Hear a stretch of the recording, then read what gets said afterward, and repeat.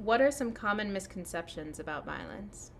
One common misconception about violence is that it really comes down to individual responsibility solely, and that the other things that impact one's decision making are somehow entirely their responsibility as well. For example, racism, economic deprivation, growing up in a family where there's been violence or maltreatment, all of these impact someone's capacity to make good decisions when they're in a situation where violence is a possibility.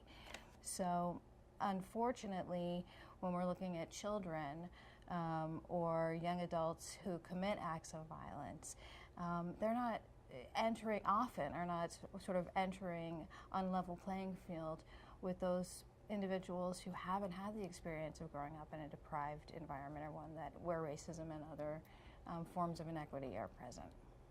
Oftentimes when you see in the media that somebody has committed acts of violence, or a group of people are committing acts of violence, especially violence when we talk about violence in the community, is that there's a lot of judgment on the person who have committed the acts of violence. There's a lot of judgment, like, oh, this person is crazy, or this person is just mean, this person doesn't care, really vilifying the person.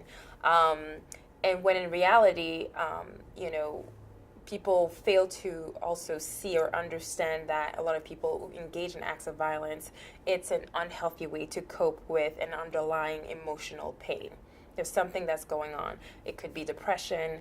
It could be that there's a lot of things that's going on in their environment, and they're not dealing well and coping well with all the pain, emotional pain that they have endured, be it from their family context or their peer context or whatever it is, or maybe they were traumatized themselves, or maybe they were raised in an environment where everything was resolved through violence and that's all they know.